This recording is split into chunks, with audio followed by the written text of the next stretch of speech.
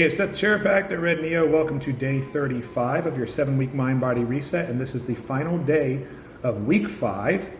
And so today we are going to draft our affirmation about how you invest your energy, okay? How you invest your energy. And of course, this is completely appropriate, and now maybe you see why I've really been pushing the idea of energy transmutation. Because when you write your affirmation today, I want you to write it with energy transmutation and opportunity cost in mind. And again, we're going to have the acknowledgement of who we were before and who we're becoming. So you may say, like, I'll tell you what mine says. It says, I, Seth Czerepak, am happy and grateful that I no longer feel like I have to work myself to the point of burnout in order to succeed. But today, my success flows to me through a healthy balance between focused work and restful rejuvenation. Now, that was my challenge. If your challenge is that you're committing too much stuff to lower value tasks and not delegating those so that you can focus on higher value tasks, your affirmation is going to be different, right? So it really represents the thing that you want to change. But you have to, I cannot stress this enough, do not listen to these people who tell you that your whole affirmation should be positive and you should never be negative. Those people are fools, okay? They do not understand how the human mind works, and that's why their rubber chicken personal growth approaches don't give you lasting results. They just help you paint over your insecurities like painting over rotten wood, but the wood is still rotten. This will put new wood beneath the paint. My metaphor is breaking, but you know what I'm saying, right? So with your energy management, this is about how you manage not your time, but your energy, right? If you're someone who typically gets wrapped up in gossip, let's say that, these low value conversations just kind of go on and on and on, you realize, damn, I haven't gotten anything done that I need to get done.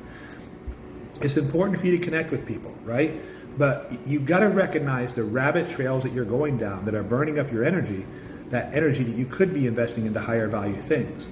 Like you might be able to say, hey, instead of arguing with that person on social media for the next 20 minutes, what I really need to do is shut social media down and connect with my spouse. That's an energy transmutation decision. So if you're someone who has a habit of spending a lot of time and energy and attention scrolling through social media, say, I used to spend a lot of my time, I'm thankful and grateful that I no longer spend my time and energy scrolling through social media, but instead I immediately shut it off and I go connect with my spouse and kids, whatever it is, right? And you see why we're rewriting these affirmations, because your life, as your life changes and you grow, you're going to need to modify your affirmations.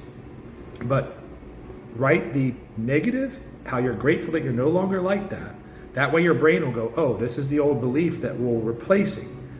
If you don't do this, what's going to happen is if you put the positive in, your brain, even if it's on just a subconscious level, is going to be shouting at you about the negative. You're going to feel weird about saying the affirmation. You're going to have to push through it by willpower, and eventually willpower runs out. It's like holding your breath underwater. You're going to have to come up for air eventually, and that's when you backslide and quit doing it. So go ahead and draft your energy affirmation.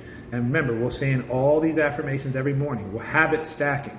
So we're doing all the action steps that we were from the weeks before, with the exception of this week. Let me go ahead and say that. Because this week, notice we've forgiven someone, then we opened up to someone, then we confronted someone, then we reconnect with someone. I don't want you to be doing that every week. You might eventually, occasionally want to do an emotional refresh week where you do all these steps again. Maybe you do it every 3 months. That might be a good idea, but you don't have to do it every week. So week 5, this is the first week where we're not habit stacking, right? We're not action stacking. You're not going to be doing the action steps that we did every day this week, every single day for the rest of your life. But next week, in week 6, things are going to really get exciting, because we're really going to start taking the momentum that you've created and we're going to start channeling it towards creating some tremendous results in your life. Just think about where you were 5 weeks ago.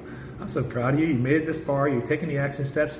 And by now, I know if you've done everything that I prescribed, that you are looking back and going, my God, I cannot believe what this has done for me. It seems so simple, but it has made a radical change in my life. And that's exciting. So I'll see you tomorrow. And it'll be the start of week 6.